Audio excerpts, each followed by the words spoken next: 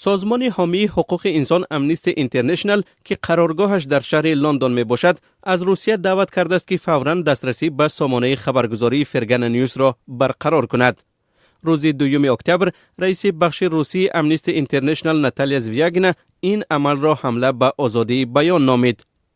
روسکامنادزور یا خود اداره ناظر مخابرات روسیه شام 1 اکتبر سایت آژانسی فرگان نیوز را در رویخط سامانه‌های ممنوع شامل کرد و به نوشته امنیستی اینترنشنال صبح 2 اکتبر دسترسی به این سایت در قلمرو روسیه ناممکن شد.